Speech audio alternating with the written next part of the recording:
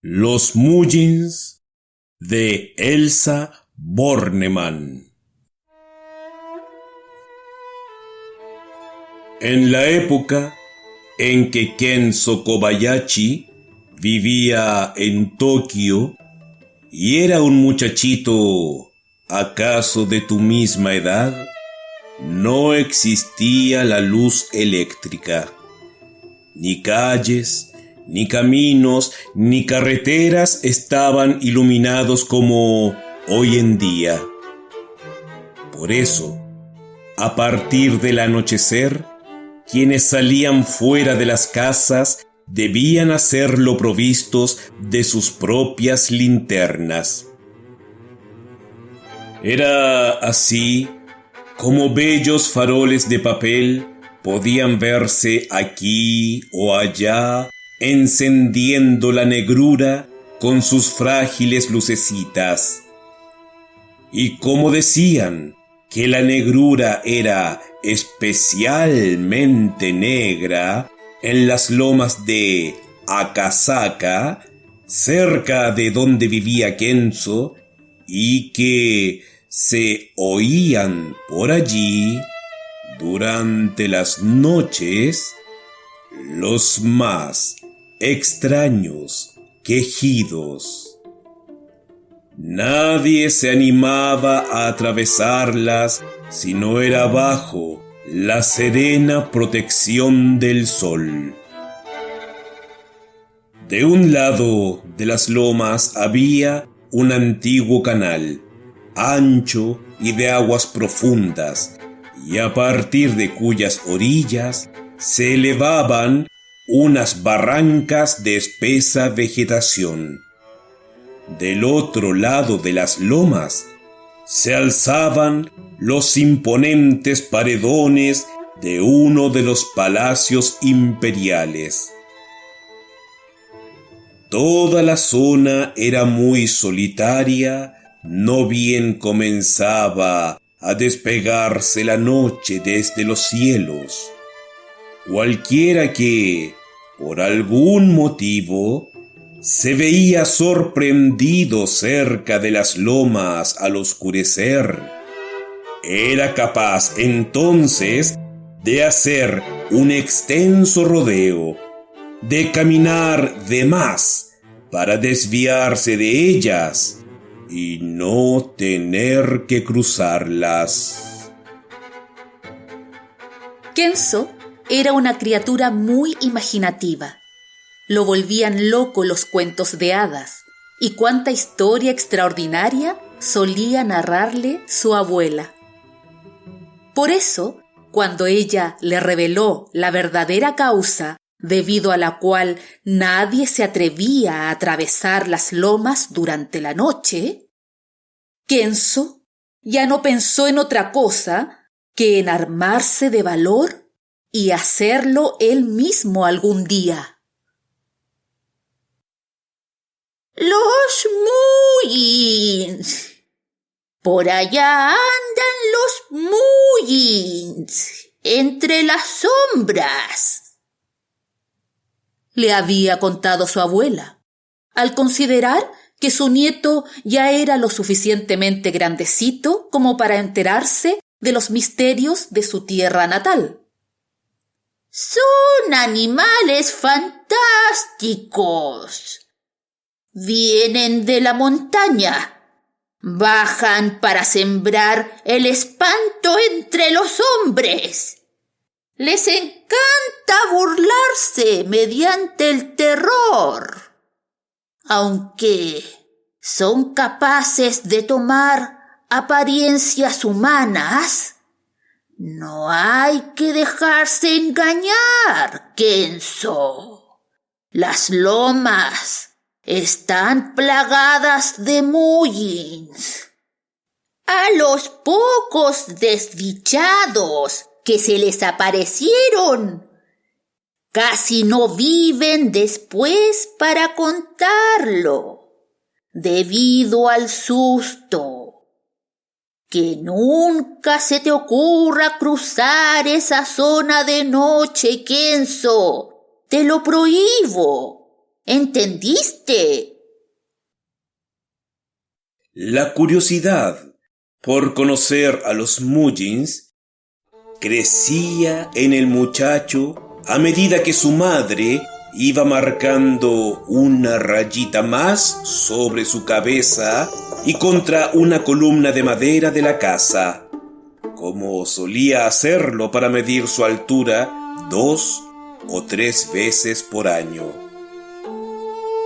Una tarde, Kenzo decidió que ya había crecido lo suficiente como para visitar las lomas que tanto lo intrigaban.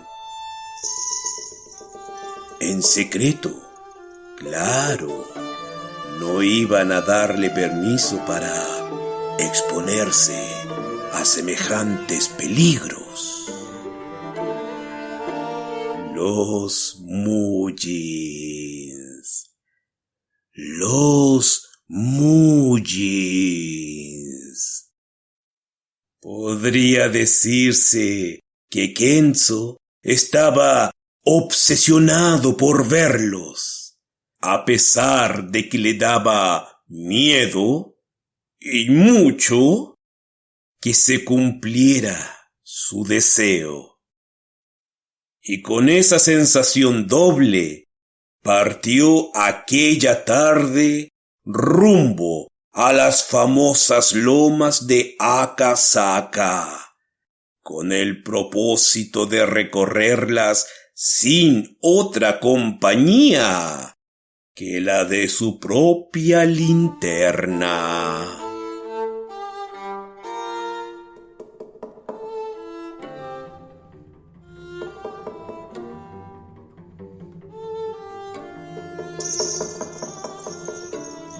Obviamente, a su mamá le mintió, y así consiguió que lo dejara salir solo. Encontré al tío Kentaro en el mercado. Me pidió que lo ayude a trenzar bambúes. También se lo pidió a los primos Endo. Está atrasado con el trabajo y dice que así podrá terminarlo para mañana. Como prometió, me voy a quedar a dormir en su casa, madre. El tío Kentaro vivía en las inmediaciones del antiguo canal, por lo que la mamá de Kenzo no dudó en permitirle que pasara la noche allá. Ni sueñes con volver hoy, Kenzo. Mañana, cuando el sol ya esté bien alto, ¿me oíste?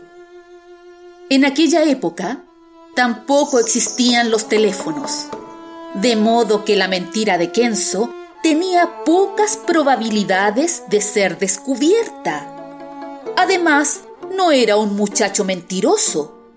¿Por qué dudar de sus palabras?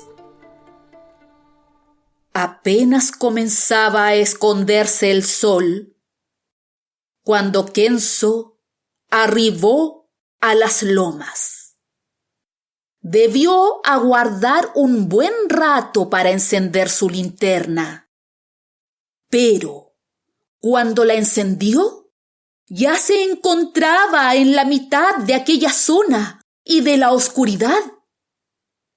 Se desplazaba muy lentamente, un poco debido al temor de ser sorprendido por algún Muggin, y otro poco a causa de que la lucecita de su linterna apenas si le permitía ver a 1 metro de distancia.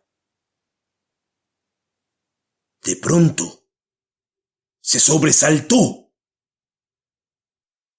Unas pisadas ligeras, unos pasitos suaves, parecían haber empezado a seguirlo.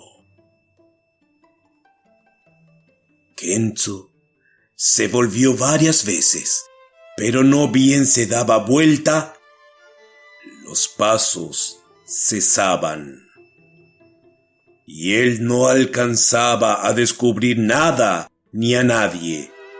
Era como si alguien se ocultara en el mismo instante en que el muchacho intentaba tomarlo desprevenido con su luz portátil. Sí, era indudable que alguien se escondía entre los arbustos y que desde los arbustos podía observarlo claramente a él.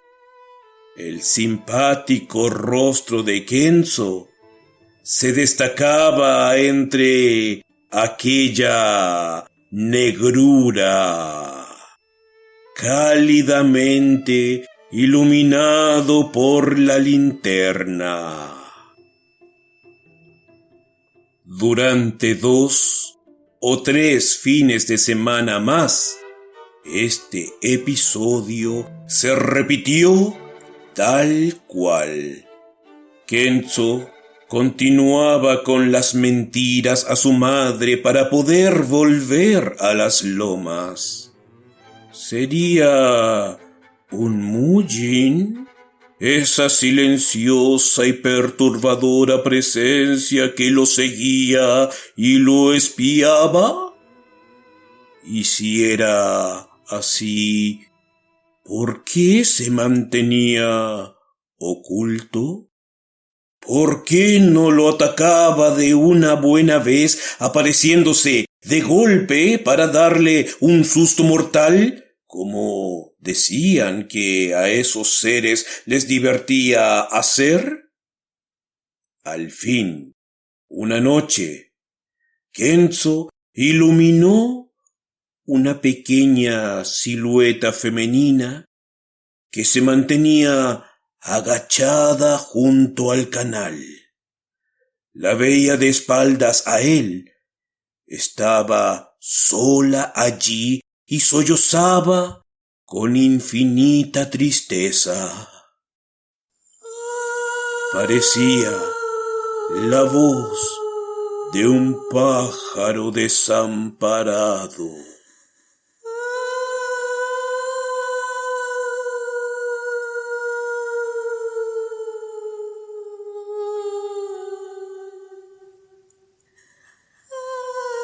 Con desconcierto, pero igualmente conmovido, el muchacho prosiguió con su inesperada inspección, mientras ella aparentaba no tomar en cuenta su proximidad.